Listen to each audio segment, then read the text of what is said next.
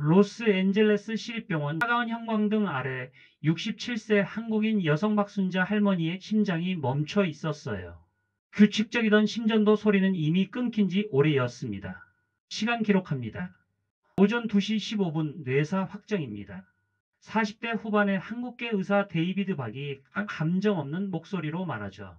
그는 차트에 사망 시각을 기록하며 미세하게 입꼬리를 올립니다.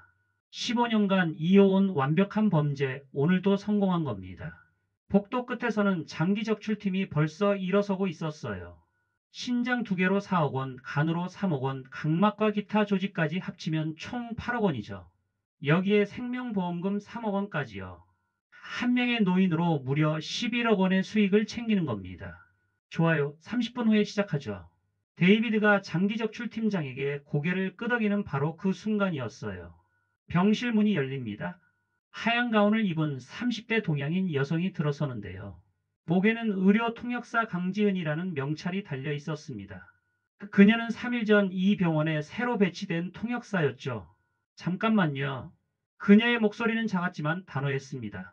의료진들이 일제히 돌아봤어요. 데이비드 박의 눈빛이 날카로워집니다. 저 환자분 뭔가 이상해요. 무슨 소리입니까? 이미 뇌사 판정이 났는데 통역사 주제에 무슨 소리야? 간호사 제니퍼가 비웃습니다. 그녀는 데이비드의 오른팔이었어요. 지난 3년간 무려 47명의 피해자 관리를 맡아온 인물이죠. 하지만 강지은은 전혀 흔들리지 않았습니다. 그녀는 침착하게 박순자에게 다가가 손목에 손가락을 댑니다. 맥박이 있어요. 미세하지만 분명히 뛰고 있어요. 말도 안 돼요. 데이비드가 앞으로 나섭니다. 그의 이마에 땀방울이 맺히기 시작했어요. 뇌사는 이미 의학적으로 확정됐어요. 통역사가 의료 판단에 개입하는 건 손끝이 따뜻해요. 체온이 남은 게 아니에요. 아직 혈액이 순환하고 있다고요.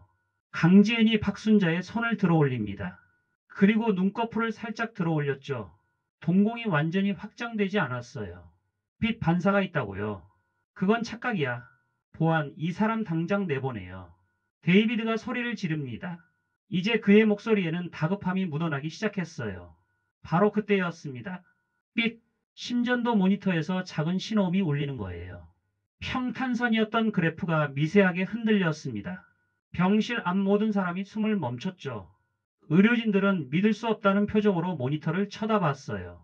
데이비드는 창백해진 얼굴로 한 발 뒤로 물러섭니다. 강지은의 입가에 희미한 미소가 번지는데요. 이제 시작이에요. 그녀의 차분한 목소리가 긴장감으로 가득 찬 병실에 울려 퍼집니다. 하지만 아무도 몰랐어요. 이 평범해 보이는 통역사의 진짜 정체를요. 그녀가 3년간 혼자서 추적해온 50조 원짜리 국제범죄 조직을요.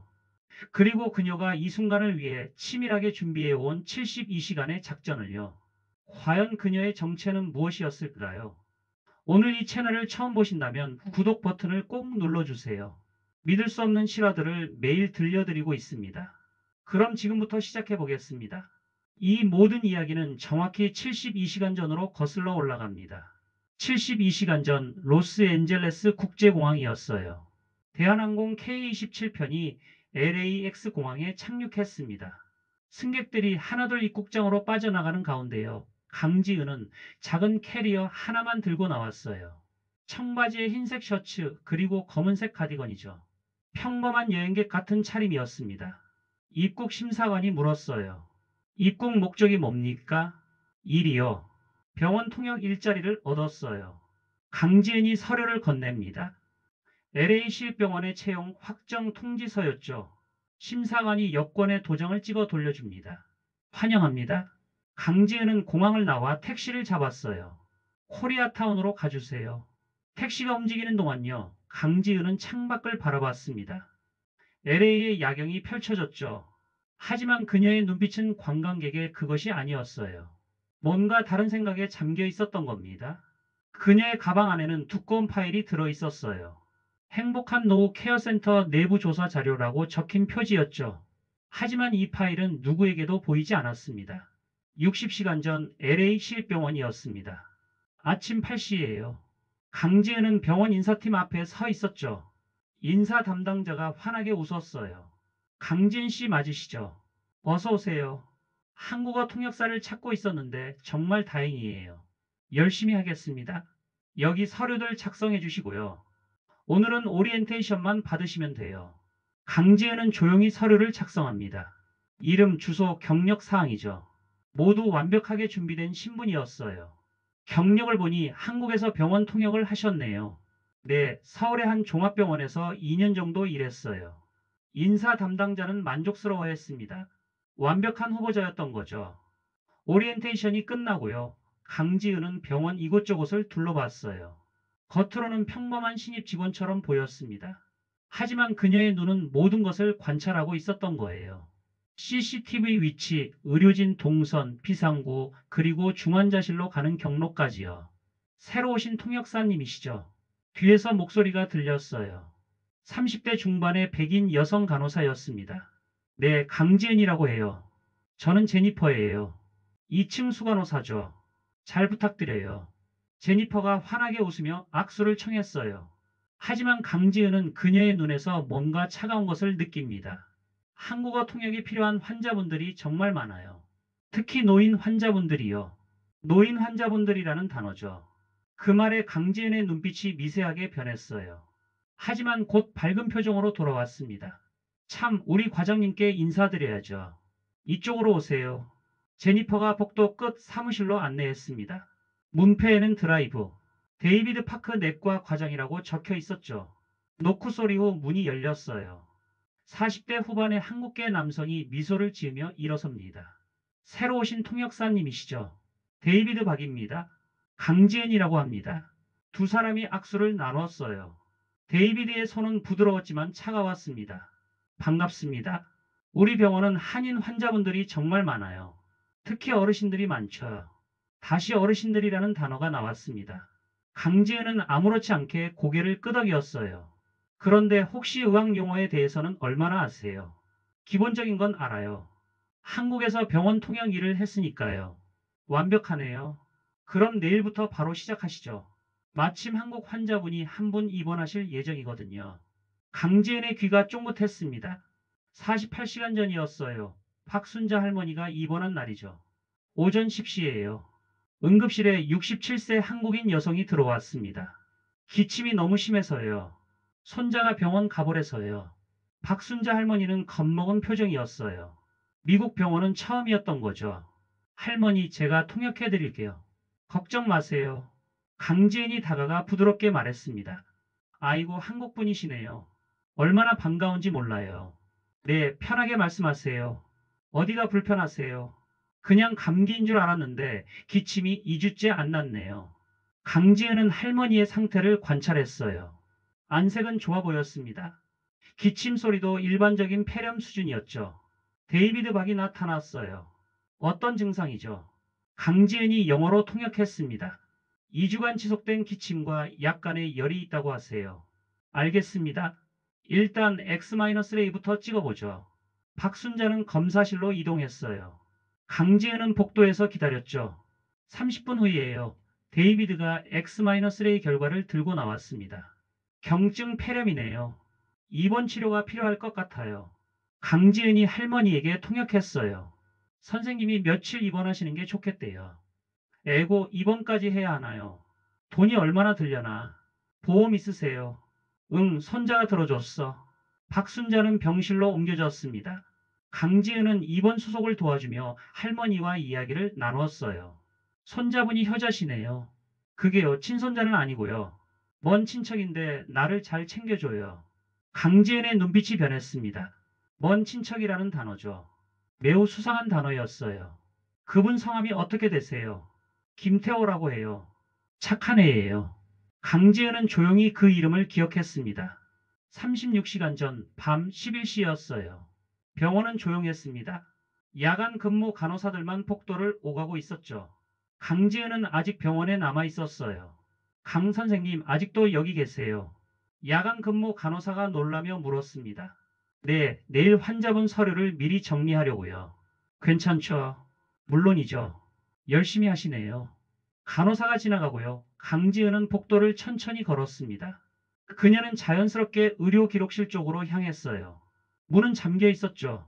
강지은은 주변을 살폈습니다. 아무도 없었어요. 그녀는 가방에서 작은 도구를 꺼냈습니다. USB 형태의 전자장비였어요. 문 자물쇠에 갖다 대자 작은 불빛이 깜빡였죠. 찰칵 문이 열렸습니다. 강지은은 재빨리 안으로 들어가 문을 닫았어요. 컴퓨터 앞에 앉아 전원을 켰습니다. 로그인 화면이 떠올랐죠. 그녀는 다시 USB를 꽂았어요. 화면에 암호 해독 중이라는 메시지가 나타났습니다.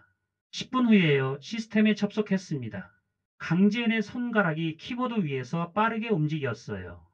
환자 데이터베이스를 검색했죠. 박순자 할머니의 파일을 열었습니다. 초기 진단 경증 폐렴이라고 되어 있었어요.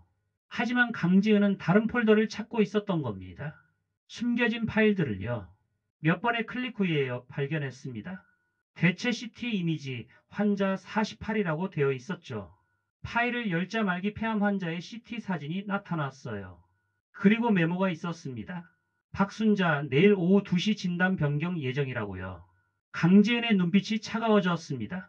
그녀는 더 깊이 파고들었어요. 다른 파일들을 열었죠. 환자 목록이 나타났습니다. 무려 47명이었어요. 모두 같은 패턴이었죠. 건강검진, 경증 질환 진단, 입원, 진단 변경, 급속 악화, 사망이라는 순서였습니다. 그리고 각 환자 옆에는 수혜자 이름이 적혀 있었어요. 대부분 조카, 먼 친척이라는 관계였습니다. 강지은의 손가락이 스크롤을 내렸어요. 그리고 멈췄습니다. 환자 23번 박영숙이라고 되어 있었죠. 그녀의 손이 떨렸어요. 하지만 곧 진정했습니다. 복도에서 발소리가 들렸어요. 강지은은 재빨리 USB를 뽑고 컴퓨터를 껐습니다. 책상 밑으로 몸을 숨겼죠. 문이 열렸어요. 데이비드 박이 들어왔습니다. 그 뒤에 제니퍼가 따라왔죠. 환자 48 준비됐어요. 제니퍼가 물었습니다. 응. 내일 오후에 진단 변경하고 모레 자정에 처리하자. 새로운 약은요? NK-47 계량형이야. 검출이 완전히 불가능해. 48시간 내에 뇌사 증상이 나타나지. 완벽하네요. 이번엔 실수 없이 해. FBI가 코앞까지 와 있어. 걱정 마세요, 닥터. 모든 준비가 끝났어요. 두 사람이 나갔습니다. 강지은은 한참 후에야 책상 밑에서 나왔어요. 그녀의 얼굴은 창백했지만 눈빛은 결연했습니다. 그녀는 조용히 기록실을 나왔죠. 24시간 전이었어요. 오후 2시입니다. 박순자 할머니의 병실이죠. 데이비드 박이 차트를 들고 들어왔어요. 그의 표정은 심각했습니다. 할머니 검사 결과가 나왔는데요. 강지은이 통역을 준비했죠. 안타깝게도 폐암으로 확인됐습니다. 그것도 상당히 진행된 상태예요. 박순자의 얼굴이 창백해졌어요. 폐암이라고요? 그럴 리가 없어요. 저는 그냥 기침만 났는데요. 강지은이 할머니의 손을 잡았습니다. 선생님이 폐암이래요. 많이 진행됐대요. 할머니의 눈에서 눈물이 흘렀어요. 어떡하죠? 저 죽는 건가요? 데이비드가 모니터에 CT 사진을 띄웠습니다. 폐 전체에 종양이 퍼진 영상이었죠. 보시다시피 여기, 그리고 여기에 종양이 있어요. 강지은은 화면을 자세히 봤습니다. 그녀의 눈이 좁아졌어요. 뭔가 이상했던 거죠. CT 사진의 날짜예요. 2년 전 것이었습니다. 선생님, 이 CT는 언제 찍은 건가요? 강지은이 영어로 물었어요. 어제 찍었습니다. 하지만 화면 구석에 찍힌 날짜는 분명 2년 전이었죠. 강지은은 아무 말도 하지 않았어요.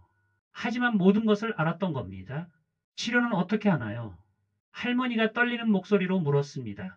일단 입원 치료를 시작하고요. 항암제를 투여해야 할 것 같아요. 데이비드가 처방전을 작성했습니다. 강지은은 조용히 그 모습을 지켜봤어요. 그녀의 주먹이 꽉 쥐어져 있었죠. 18시간 전이었습니다. 밤 8시예요. 강지은은 병원 밖 공중전화 부스에 있었어요. 핸드폰이 아니라 공중전화를 쓴 거죠. 추적당하지 않기 위해서였습니다. 전화를 걸었어요. 몇 번의 신호 후 연결됐죠. FBI 로렌스 요원입니다. 저예요. 강지은의 목소리는 낮고 긴장되어 있었습니다. 미스 강, 상황은 어떻습니까? 내일 밤 자정이에요. 움직여야 해요. 확실합니까? 네. 오늘 진단을 바꾸었어요. 내일 밤 자정에 처리한다고 들었어요. 잠시 침묵이 흘렀습니다. 알겠습니다. 팀을 준비하겠습니다. 하지만 미스 강 너무 위험해요. 지금 당장 철수하세요. 안 돼요. 제가 안에 있어야 환자를 지킬 수 있어요. 강지은. 마이클, 이건 제가 시작한 일이에요. 제가 끝내야 한다고요. 전화를 끊고요. 강지은은 하늘을 올려다봤습니다. LA의 밤하늘에는 별이 거의 보이지 않았어요. 12시간 전이었습니다. 오전 10시죠. 박순자 할머니의 병실이에요. 문이 열리고 한 남자가 들어왔습니다. 30대 중반 정장을 입은 한국인 남성이었어요. 고모, 태호야, 왔구나. 박순자가 반가워했습니다. 김태호죠. 그는 할머니의 먼 친척이라고 소개한 인물이에요. 병원에서 연락받았어요. 얼마나 놀랐는지 몰라요. 미안하다. 괜히 걱정 끼쳐서. 무슨 말씀을요? 고모 혼자 미국에 계시는데 제가 챙겨드려야죠. 강지은은 복도에서 그 모습을 지켜봤습니다. 김태호의 얼굴을 관찰했어요. 그의 미소는 완벽했습니다. 하지만 눈은 웃지 않고 있었죠. 고모 혹시 보험 들어놓으신 거 있죠? 응, 내가 작년에 들어준 거 있어. 다행이다. 그럼 치료비 걱정은 안 하셔도 돼요. 김태호가 서류 가방에서 뭔가를 꺼냈어요. 고모 만약을 대비해서 이것도 작성해 두는 게 좋을 것 같아요. 뭔데? 장기 기증 동의서요. 고모 이건 좋은 일이에요. 만약요, 만약에 말이죠. 최악의 상황이 오면 고모의 장기로 다른 사람을 살릴 수 있잖아요. 그래, 그럼 그렇게 해야겠구나. 박순자가 떨리는 손으로 서명했습니다. 강지은은 주먹을 꽉 쥐었어요. 손톱이 손바닥에 박혔죠. 김태호가 병실을 나왔습니다. 복도에서 데이비드 박과 마주쳤어요. 잘 됐습니까? 네. 서명 받았어요. 좋아요. 그럼 오늘 밤에 처리하죠. 알겠습니다. 두 사람은 조용히 대화를 나눴습니다. 강지은은 멀리서 그 모습을 봤지만 들을 수는 없었어요. 6시간 전이었습니다. 오후 6시예요. 강지은은 LA 한인타운의 좁은 골목에 있었어요. 간판도 없는 낡은 건물 앞이었죠. 2층에 작은 약국이 있었습니다.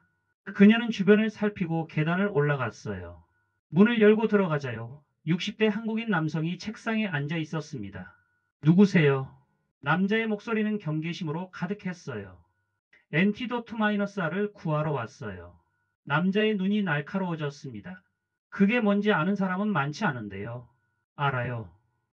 NK-47의 해독제죠. 남자는 한참 강지은을 관찰했어요. 당신 누구요? 목숨을 살려야 하는 사람이에요. 경찰이요. 아니요. 그럼 뭐요? 강지은은 대답하지 않았습니다. 다만 남자의 눈을 똑바로 쳐다봤죠. 남자는 한숨을 쉬며 뒤쪽 방으로 갔어요. 그리고 작은 냉장고에서 앰플 하나를 꺼냈습니다. 이게 마지막이요. 투여 후 72분 안에 반응이 없으면 진짜 끝이요. 얼마예요? 공짜예요. 대신 말이죠. 남자가 명함을 건넸어요. 이 약으로 사람을 살리면 연락 주시오. 내가 만든 약이 효과가 있는지 확인하고 싶소. 명함에는 박철수 전 서울대 약학과 교수라고 적혀 있었습니다. 알겠습니다. 강지은이 앰플을 받아들었어요. 한 가지만 물어보시오. 누굴 살리려는 거예요? 모르는 할머니예요. 하지만 살려야 해요. 박철수는 쓴웃음을 지었습니다. 당신도 나 같은 사람이군요. 무슨 뜻이죠? 세상이 다 등을 돌렸는데도요. 옳은 일을 하려는 사람 말이요. 강지은은 고개를 숙여 인사하고 약국을 나왔습니다. 3시간 전이었어요. 밤 9시죠. 병원은 조용해지고 있었습니다. 면회 시간이 끝나고 방문객들이 하나둘 떠났어요. 강지은은 화장실에서 FBI 마이클에게 다시 전화했습니다. 준비됐어요. 네, 팀이 병원 주변에 대기 중입니다. 하지만 미스 강 정말 확실한 겁니까? 네, 자정에 움직일 거예요. 어떻게 그렇게 확신하죠? 강지은은 잠시 침묵했어요. 제가요, 그냥 아는 거예요. 미스 강, 당신 대체 뭐 하는 사람입니까? 단순한 통역사치고는 너무 많이 알고 있어요. 지금은 설명할 시간이 없어요. 자정에 만나요. 전화를 끊고요. 강지은은 거울을 봤습니다. 지친 얼굴이었어요. 하지만 눈빛만은 살아있었죠. 그녀는 가방에서 작은 카메라를 꺼냈습니다. 그리고 앰플도 확인했어요. 모든 준비가 끝났던 겁니다. 드디어 자정이었습니다. 병원은 고요했어요. 복도의 형광등만이 희미하게 빛나고 있었죠. 강지은은 비상계단에 숨어 있었습니다. 박순자의 병실이 보이는 위치였어요. 11시 55분이었죠. 복도는 텅 비어 있었습니다. 야간 근무 간호사들도 간호사실에 있었어요. 11시 58분입니다. 복도 끝에서 인기척이 들렸어요. 강지은의 심장이 뛰기 시작했습니다. 데이비드 박이 나타났어요. 하얀 가운을 입고요. 손에는 작은 가방을 들고 있었습니다. 그는 주변을 살폈어요. 아무도 없었죠. 박순자의 병실 문을 조용히 열고 들어갔습니다. 강지은은 카메라를 꺼내 녹화 버튼을 눌렀어요. 병실 아니었습니다. 데이비드는 가방에서 주사기를 꺼냈어요. 투명한 액체가 들어 있었죠. 그는 박순자의 링거 라인을 확인했습니다. 그리고 천천히 주사기를 삽입하려고 했어요. 바로 그때였습니다. 잠깐요. 강지은이 병실 안으로 뛰어들어갔어요. 데이비드가 깜짝 놀라 돌아봤습니다. 당신요, 통역사. 여기서 뭐 하는 거야? 그의 손은 여전히 주사기를 쥐고 있었어요. 저분한테 뭘 주사하려는 거예요? 강지은의 목소리는 떨렸지만 단호했습니다. 수면제야. 환자가 밤에 잠을 못 자서. 거짓말이에요. 뭐라고? 데이비드의 표정이 굳어졌어요. 그건 수면제가 아니에요. NK-47이죠. 북한제 신경독이라고요. 데이비드의 얼굴이 창백해졌습니다. 너 대체 누구야? 하지만 이미 늦었어요. 데이비드는 순간적으로 주사기를 링거에 삽입해버렸습니다. 안 돼요. 강지은이 링거줄을 잡아당겼어요. 하지만 독극물은 이미 일부 주입된 상태였죠. 이 미친년이. 데이비드가 강지은을 밀쳤습니다. 그녀는 바닥에 쓰러졌어요. 그 소란의 복도에서 보안 요원들이 달려왔습니다. 무슨 일이에요? 이 통역사가 환자 치료를 방해하고 있어요. 데이비드가 소리를 질렀죠. 저 의사가 환자를 독살하려 해요. 강지은도 소리쳤습니다. 링거를 확인해 보세요. 방금 뭔가 주입했다고요. 하지만 데이비드는 이미 주사기를 가방에 숨긴 상태였어요. 이 여자 정신이 나간 것 같아요. 당장 내보내세요. 보안 요원이 강지은을 붙잡으려 했습니다. 바로 그 순간이었어요. 박순자의 모니터에서 경보음이 울렸죠. 삑삑삑. 심박수가 급격히 떨어지고 있었습니다. 환자 상태가 급변했어요. 간호사들이 달려왔어요. 응급 카트가 밀려 들어왔죠. 코드 블루. 모두 준비해요. 데이비드가 지시했습니다. 하지만 그의 눈빛에는 당황함이 역력했어요. 의료진들이 심폐소생술을 시작했습니다. 에피네프린 주사 제세동기를 사용했죠. 하지만 박순자의 상태는 계속 악화됐어요. 심박수 20, 15, 10으로 떨어졌습니다. 그리고 마침내요. B. 평탄선이 그어졌습니다. 시간 기록합니다. 오전 2시 15분이에요. 데이비드가 말했죠. 강지은은 복도 구석에 주저앉았습니다. 눈에서 눈물이 흘렀어요. 또요, 막지 못했어. 하지만 그녀는 곧 정신을 차렸습니다. 아직 끝나지 않았다는 걸 알았거든요. 그녀는 주머니에서 핸드폰을 꺼냈어요. FBI 마이클에게 문자를 보냈습니다. 지금 당장 와요. 환자가 독살당했어요. 30분 후였습니다. 오전 2시 45분이죠. 김태호가 병원에 도착했어요. 급히 온 것처럼 옷도 제대로 갖춰 입지 않았습니다. 고모. 그는 병실로 달려갔어요. 하지만 이미 박순자는 흰 천으로 덮여 있었죠. 어떻게 이런 일이? 그의 얼굴에는 슬픔이 가득했습니다. 완벽한 연기였어요. 너무 갑작스럽게 악화됐어요. 데이비드가 차분하게 말했죠. 그런데요, 장기 기증 서류는 준비되셨죠? 김태호가 눈물을 닦으며 물었습니다. 네, 고모님께서 서명하셨어요. 그럼 절차를 진행하죠. 고모가 원하신 일이니까요. 데이비드가 만족스럽게 고개를 끄덕이었어요. 복도에서 이 대화를 듣고 있던 강지은의 주먹이 떨렸습니다. 그녀는 다시 핸드폰을 꺼냈어요. 마이클 지금이에요. 장기 적출을 시작하려 한다고요. 오전 3시였습니다. 장기 적출팀이 도착했어요. 그들은 수술실 준비를 시작했죠. 30분 후에 시작합니다. 팀장이 데이비드에게 말했어요. 알겠습니다. 강지은은 화장실로 갔습니다. 그리고 앰플을 꺼냈어요. 72분이라는 시간이죠. 이 안에 모든 걸 걸어야 했습니다. 그녀는 심호흡을 하고 밖으로 나왔어요. 데이비드 선생님. 강지은이 데이비드를 불렀습니다. 뭐야, 너 아직도 여기 있어. 환자분한테 해독제를 써봐야 해요. 뭐라고요? NK-47 해독제요. 엔티도트-I라고요. 이걸 쓰면 살릴 수 있어요. 데이비드의 얼굴이 일그러졌습니다. 너 정말 정신이 나갔구나. 보안 불러요. 하지만 강지은은 물러서지 않았어요. 선생님은 NK-47을 투여했어요. 그걸 제가 알아요. 이 해독제를 쓰지 않으면 진짜 살인이에요. 너 지금 뭐라는 거야? 데이비드가 다가왔습니다. 제가 다 알아요. 선생님의 본명이 이경수라는 것도요. 15년 전 한국에서 면허가 박탈됐다는 것도요. 데이비드의 얼굴이 완전히 변했어요. 너 대체 누구야? 바로 그때였습니다. FBI요. 아무도 움직이지 마요. 복도 끝에서 무장한 요원들이 들이닥쳤어요. 마이클 로렌스가 총을 들고 앞장섰습니다. 데이비드 박, 아니 이경수요. 당신은 체포됐어요. 병원이 순식간에 아수라장이 됐습니다. FBI 요원들이 건물을 장악했어요. 데이비드는 수갑이 채워졌죠. 이건 오해예요. 나는 아무것도. 닥치세요. 마이클이 차갑게 말했습니다. 당신의 본명은 이경수죠. 15년 전 한국에서 의료 과실로 3명을 사망케 하고 면허가 박탈됐어요. 미국으로 도망쳐 가짜 신분을 만들었고요. 김태호도 복도에서 다른 요원들에게 체포됐습니다. 나는 아무것도 몰라요. 그냥 고모를 돌보러 온 것뿐이라고요. 거짓말 하지 마세요. FBI 요원 제시카가 서류를 꺼냈어요.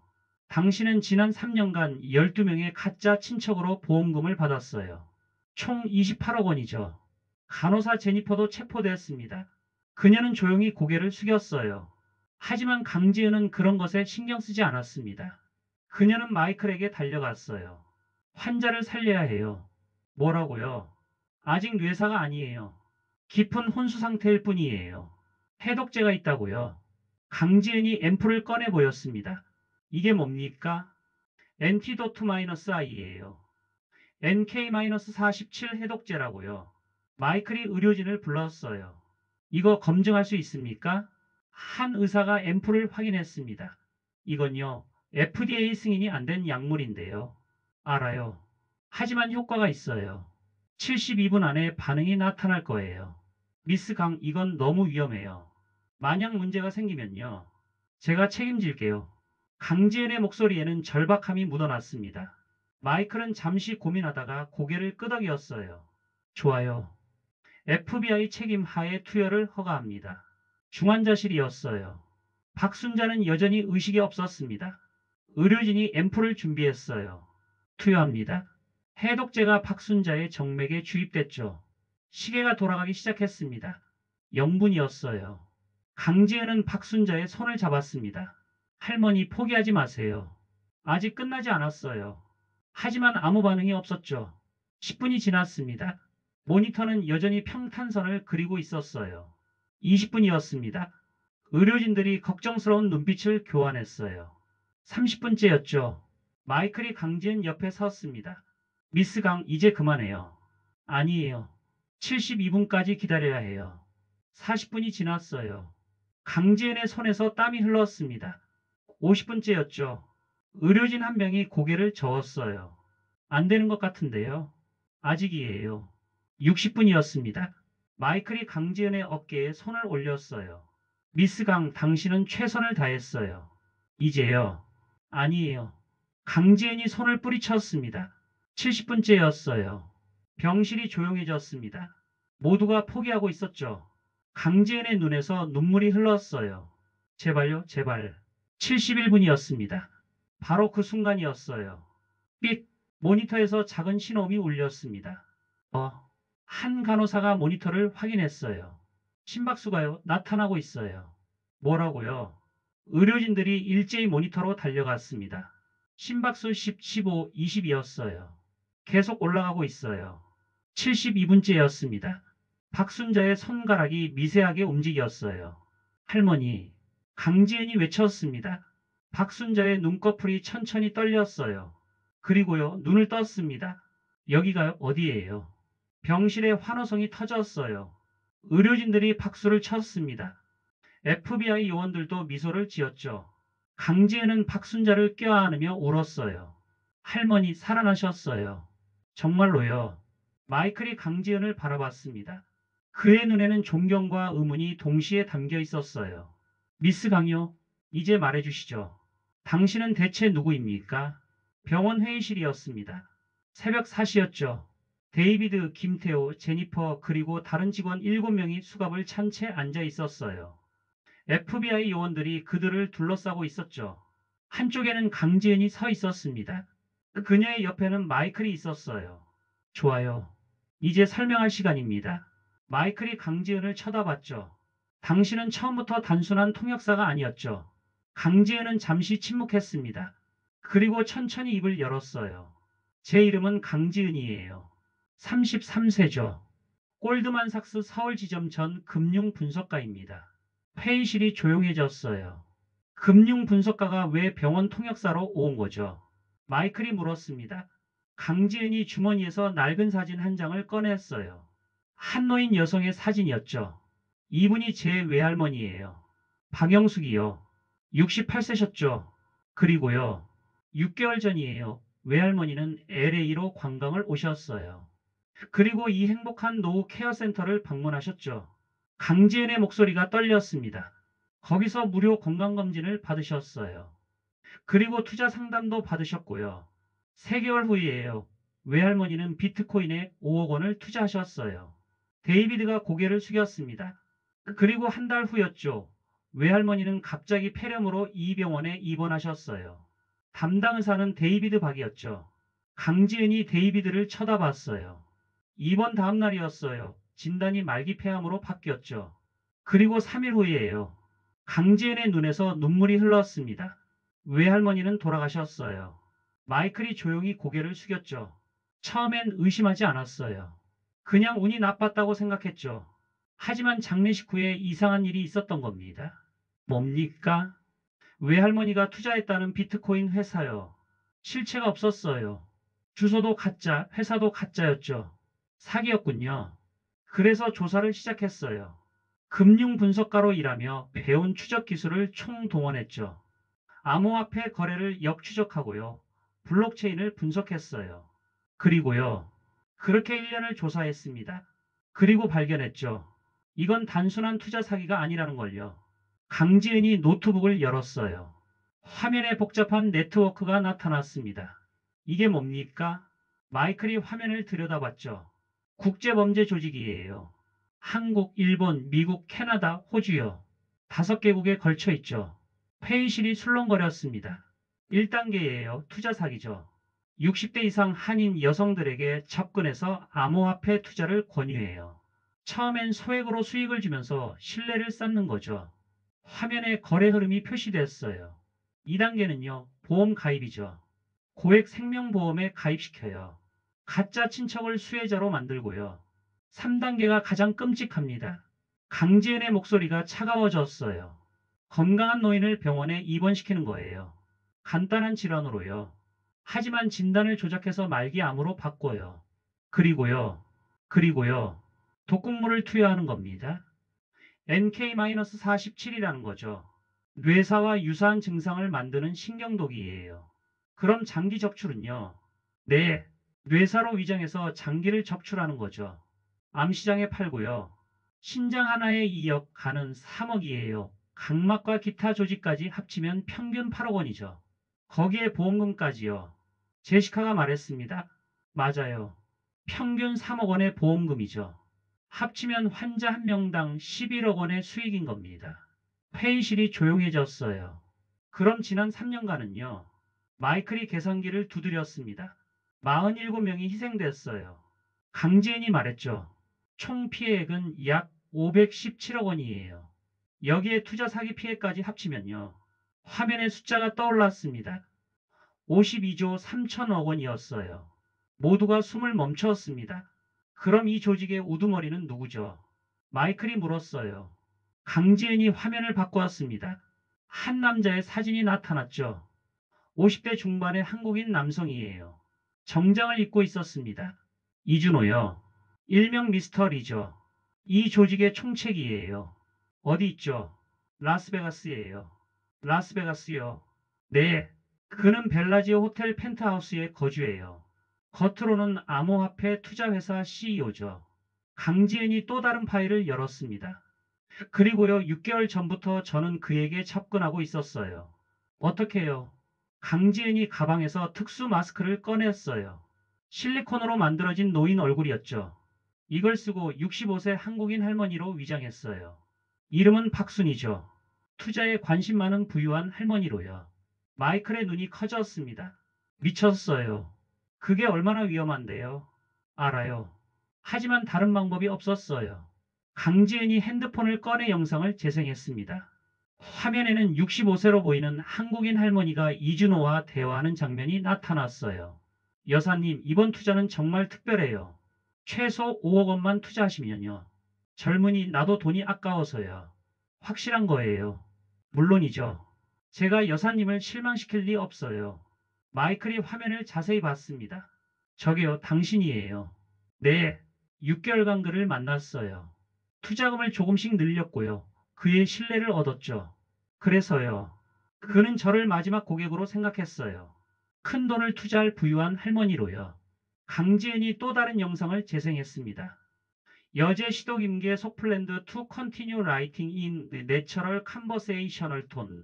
사용자가 계속 작성해달라고 요청했다. 이어서 작성해야 한다. 자연스러운 구어체 말투를 유지하면서 계속 이어가야 한다. 사님, 이제 마지막 단계예요. 여기 계약서에 서명만 하시면요. 화면 속 이준호가 서류를 내밀었습니다. 잠깐요, 이 조항은 뭐예요? 할머니로 위장한 강지은이 계약서를 가리켰죠. 투자자 사망 시 전액은 회사의 귀속됨이라고 되어 있네요. 아, 그건 형식적인 거예요. 그리고 여기요. 생명보험 동시 가입 조항이네요. 수혜자는 회사고요. 이준호의 표정이 변했어요. 이거 완전히 사기 아니에요. 영상이 멈췄습니다. 그가 정체를 눈치챘나요? 마이클이 물었죠. 아니요. 그 후 제가 바로 마스크를 벗었거든요. 뭐라고요? 강지은이 다음 영상을 재생했습니다. 화면 속에서 할머니가 천천히 마스크를 벗었어요. 그 아래에는 강지은의 얼굴이 있었죠. 당신이요, 누구야? 이준호가 경악했습니다. 강지은이에요. 박영숙의 선녀죠. 그리고 당신이 죽인 47명의 복수자예요. 이준호가 책상 서랍을 열려 했어요. 하지만 바로 그 순간이었죠. FBI요. 움직이지 마요. 문이 박살나며 특수팀이 들이닥쳤습니다. 영상이 끝났어요. 회의실의 모든 사람이 강지은을 쳐다봤죠. 그게 언제예요? 마이클이 물었습니다. 어제 오후예요. 제가 여기 오기 직전이죠. 그럼 이준호는 지금요? 체포됐어요. 라스베가스 FBI가 확보했죠. 마이클이 한숨을 쉬었습니다. 미스 강, 당신은요, 정말 대단한 사람이군요. 하지만 이준호만이 아니에요. 강지은이 다시 화면을 바꾸었습니다. 전 세계 12개 도시에 지부가 있어요. 서울, 도쿄, 뉴욕, 밴쿠버, 시드니까지요. 모두 동시에 움직여야겠군요. 네. 그래서 제가 각국 경찰에 이미 자료를 전달했어요. 언제요? 3일 전이에요. 마이클이 핸드폰을 확인했습니다. 각국에서 온 보고들이 쌓여 있었어요. 서울에서 17명 체포됐어요. 도쿄에서 13명 체포됐고요. 뉴욕에서 21명이 체포됐죠. 모두 동시 작전이었어요. 강지은이 말했습니다. 총 147명이 체포됐어요. 5개국 경찰의 완벽한 공조 작전이었던 거죠. 회의실이 박수로 가득 찼습니다. 하지만 강지은은 미소 짓지 않았어요. 그녀는 데이비드를 쳐다봤죠. 당신의 본명은 이경수예요. 15년 전 한국 서울대병원에서 의사로 일했죠. 하지만 수술 중 환자 3명을 사망케 했어요. 고의였던 거죠. 데이비드가 고개를 숙였습니다. 면허가 박탈되고요. 당신은 미국으로 도망쳤어요. 가짜 신문을 만들고 다시 의사가 됐죠. 하지만 정상적인 의사로는 만족할 수 없었겠죠. 복수하고 싶었으니까요. 뭐라고요? 한국 의료계에 복수하고 싶었던 거예요. 그래서 한인들을 타겟으로 한 거죠. 데이비드가 처음으로 입을 열었습니다. 그들이요, 나를 버렸어. 한 번의 실수로 모든 걸 빼앗았다고. 그래서 47명을 죽인 거예요. 강지은의 목소리가 떨렸죠. 제 외할머니도요. 데이비드는 대답하지 않았습니다. 2개월 후였어요. LA 연방법원이죠. 역사적인 재판이 시작되었습니다. 이준호와 주요 간부 17명이 피고석에 앉았어요. 데이비드, 김태호, 제니퍼도 그 안에 있었죠. 방청석은 피해자 가족들로 가득 찼습니다. 47명의 희생자 가족들이었어요. 검사가 일어섰습니다. 지난 5년간 이 조직은 5개국에서 5,847명의 노인을 속였습니다. 그중 47명이 살해당했고요. 총 피해액은 52조 3천억 원에 달해요. 방청석이 술렁거렸습니다. 그리고 이 모든 범죄를 밝혀낸 사람이 있어요. 피해자 가족이자요. 3년간 혼자서 이 조직을 추적한 강지은 씨입니다. 강지은이 증인석에 섰어요. 강지은 씨, 왜 3년간 혼자서 이들을 추적했습니까? 검사가 물었습니다. 제 외할머니를 지키지 못했어요. 강지은의 목소리는 떨렸죠. 하지만 다른 할머니들은 지키고 싶었어요. 더 이상 이런 일이 일어나지 않게 하고 싶었던 거죠. 3년간 어떻게 버텼습니까? 외할머니가 제게 마지막으로 한 말이 있어요. 강지은의 눈에 눈물이 고였습니다. 지은아, 세상에는 나쁜 사람들이 있지만요. 그들과 맞서 싸우는 좋은 사람들도 있단다. 너도 그런 사람이 되렴. 그 말을 지키고 싶었어요. 방청석에서 울음소리가 들렸습니다. 피고인 이준호 할 말 있습니까? 판사가 물었죠. 이준호가 일어섰어요. 그의 얼굴은 초췌했습니다. 저는 그저 변명하지 마세요. 강지은이 말했습니다. 당신 때문에 47개 가족이 무너졌어요. 할머니를 잃은 손자들, 어머니를 잃은 자식들이요. 그들의 고통을 알아요. 이준호가 고개를 숙였죠. 판사가 판결을 선고했습니다. 피고인 이준호 종신형이에요. 피고인 이경수 종신형이죠. 나머지 주요 간부들은요. 10년에서 30년형입니다. 방청석에서 박수가 터졌어요. 이준호가 무너졌습니다. 안 돼요, 안 돼. 하지만 아무도 그를 동정하지 않았죠. 6개월 후였습니다. 서울 국회죠. 강지은은 국회 청문회에 참고인으로 출석했어요. 강지은 씨의 용기 덕분에 세계 최대 노인 사기 조직이 붕괴됐습니다. 국회의원이 말했죠. 정부는 시니어 금융보호법을 제정할 것을 약속드려요. 그리고 강지은 씨에게 대한민국 국민포장을 수여하겠습니다. 의원들이 박수를 보냈어요. 청문회가 끝나고요. 강지은은 외할머니 묘소를 찾았습니다. 할머니 다 끝났어요. 그녀는 무덤 앞에 앉았죠. 할머니를 죽인 놈들 모두 감옥에 갔어요. 그리고 정부에서 피해자 가족들한테 전액 보상해준대요. 바람이 불었습니다. 따뜻한 봄바람이었어요.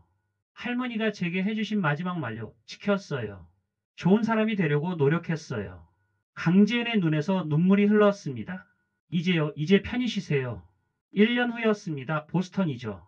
강지은은 하버드 의대 강의실에 서 있었어요. 여러분, 의사는 단순히 병을 고치는 사람이 아니에요. 환자를 지키는 사람이죠. 100명의 의대생들이 그녀의 강연을 듣고 있었습니다. 제가 경험한 사건처럼요. 때로는 의료 시스템 자체가 범죄의 도구가 될 수 있어요. 여러분은 그런 일이 일어나지 않도록 경계해야 해요. 한 학생이 손을 들었습니다. 선생님, 3년간 혼자 싸우는 게 두렵지 않으셨어요? 강지은이 미소 지었죠. 두려웠어요. 매일 밤 악몽을 꿨어요. 하지만 포기할 수 없었죠. 왜요? 외할머니를 생각하면요. 그리고 47명의 희생자들을 생각하면 포기할 수 없었어요. 강연이 끝나고요. 강지은은 자신의 연구실로 돌아왔습니다. 책상 위에는 외할머니 사진이 놓여 있었어요. 그녀의 핸드폰이 울렸습니다. FBI 마이클이었죠. 지은 새로운 사건이 있어요. 이번에는 유럽에서요. 강지은이 한숨을 쉬었습니다. 또요. 그래요. 하지만 이번에는 너 혼자가 아니야. 우리가 있잖아. 알겠어요. 언제 출발하죠?